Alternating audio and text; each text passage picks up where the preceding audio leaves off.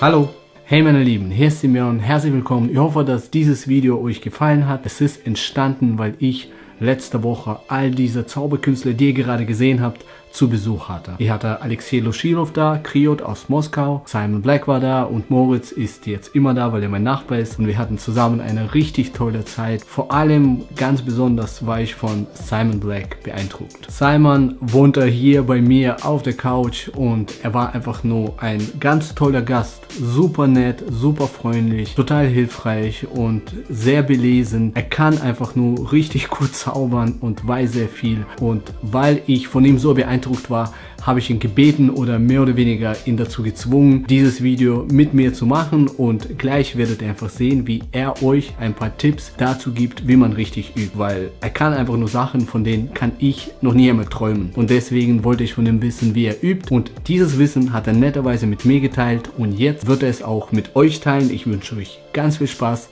mit Simon Black.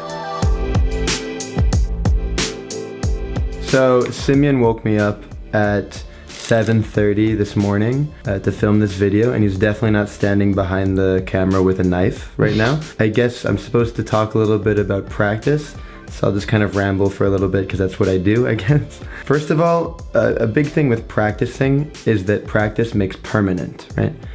Perfect practice makes perfect. If you practice something a lot and you practice something incorrectly, you're going to get really, really good at doing something incorrectly, right? Just really wrong. It's going to cement it in your mind. So I think that when you practice something, you have to make sure it's right, which I think is why you should always go to the creator of a move, or if it's you, consult your friends and your enemies and just general people that have some knowledge with regards to the field that you're interested in, whether it be magic, music, science, linguistics, anything, right? And then you can start the practice ethic from there. It's just like retaining proper practice ethic is like super crucial. Again, it's like 7:30 in the morning, so my mouth doesn't work. So another really useful invention with regards to practice ethic is this glorious device known as a cell phone. So there's a notes app, you might have heard of it, and you can write down anything. So my good buddy Moritz always talks about how this is like my brain and I could never forget anything because I write everything down. Whether I learn it, if it's original, or if it's a variation, I always write that as a tag inside of it so I could search original stuff, variations, with regards to the search function here. If I'm curious about a plot, so for example, name a plot, Simeon. Matching the cards. So if I search matching the cards, these are all of my matching the cards. Right?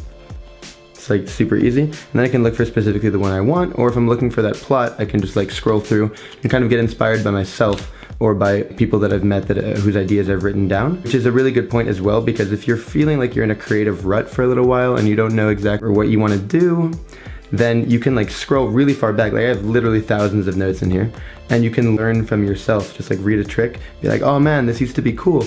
I think I remember a little bit about this, and then follow along and go like, man, actually this is kind of crazy. That's nuts. I'll show you this later. Anyway, the point is it's very useful and there's a lot of stuff and you can basically never forget anything. Yeah, I think that's just a very useful tool in general. The last thing I'll discuss here is basically the desire to practice, because I feel like a lot of people force themselves to do something that they don't really want to do. And if your passion is magic, like it is mine, then waking up every day and just like grabbing this object just feels right, you know what I mean? But if it's not, then you should recognize that. Like you don't force yourself to do anything if you don't want to do it. So if you want to really get good at sleight of hand and that is your desire, then practicing should be second nature to you, and I shouldn't even have to give you any of these tips, because you should be like, yeah, no, I know all this already, shut up and let me like handle my deck of cards. But if that's not the case for you, then that's fine. There's nothing wrong with that. You know, it's just recognizing that you love this and that you'll do anything for this art form, including in my case, like traveling to Germany just to meet Semyon and Moritz here, because I love this art form so much and I respect their opinions on the craft and them as people. So I like sought them out rather, just in order to further my practice habits and also further my relationships with my magician peers. You should definitely have the desire to wake up every day, grab your cup of coffee, and just like handle your deck. That sounds funny, but you get the, but you get the idea. Right? Perfect. Thank you, man.